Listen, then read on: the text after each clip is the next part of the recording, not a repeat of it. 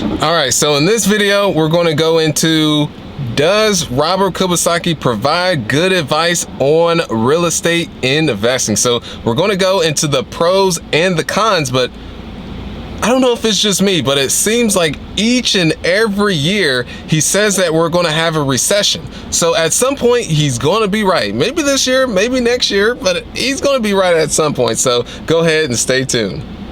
All right, so I must say, Robert Kiyosaki, his books is actually how I ended up getting started in real estate investing when I was a laborer when I first started. And I read his book, and that was the aha moment that rich and wealthy people did not get that way by being construction workers. They were actually investors. So that's how I got started and bought my first single family, by taking the concepts from that book. But I agree with everything that he says, or majority of what he says, except this first point when he states investing is not risky. Come on, Robert, that's all cap on that.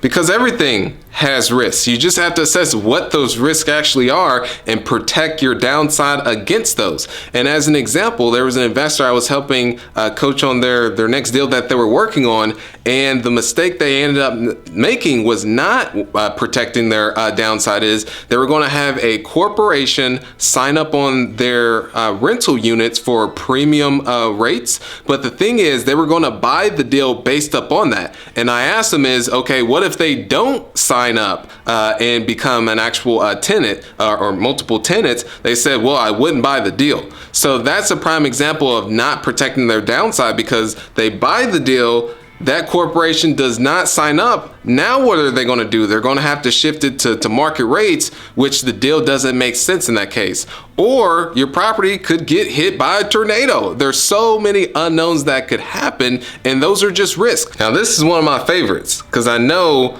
are you down with OPM?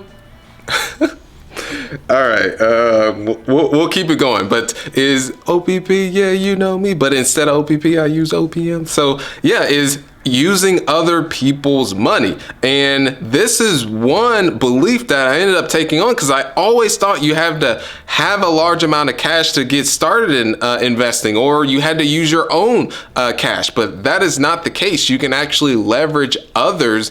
There has to be some form of value exchange, of course, to where they bring the cash and then maybe you're the one that's doing all the work, as an example. But that's a way for you to get your foot in the door, and you can be able to grow your business quickly that way too. And now the question you may ask is that, okay, where do I get this money from other people? Is that, I mean, you can ask your wife or it's starting with your friends and family.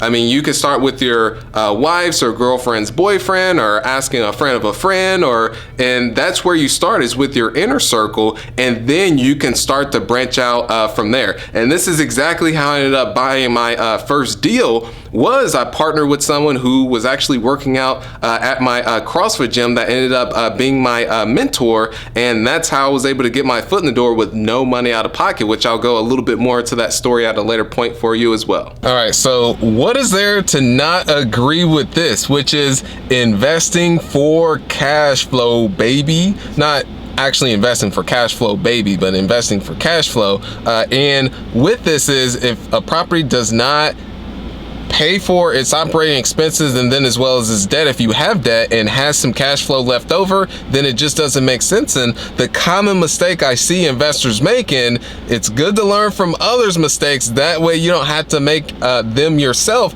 is they strictly invest on appreciation. So they buy a property, usually it is breaking even, not producing any cash flow, or even in the negative, and they bank on selling it at a later point, and that's when they would earn their profit. That's where a lot of people ended up getting wiped out and having to give their properties back to the bank. So definitely investing for cash flow is the way to go.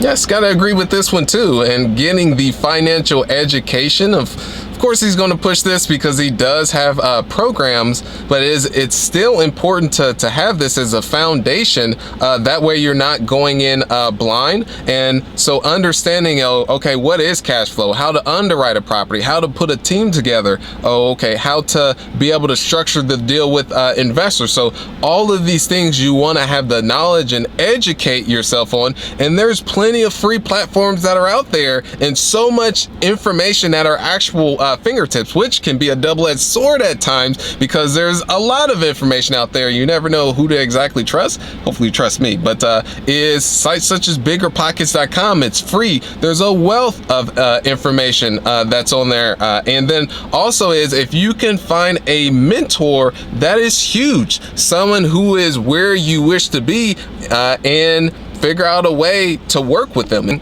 That's how I was able to get my very first deal with no money out of pocket, by partnering with that person. And I learned so much because I was able to get that real world experience. So you definitely want to start with education, but at the same time is that not get too much down the rabbit hole of education because you can get information overload. And I always take the principle of the 80-20. So just getting enough information to where you can actually start to take action. So that's all I have for you all. If you want to hop on the call to get further insights on how to grow your business or get started, there's a link below for a strategy session.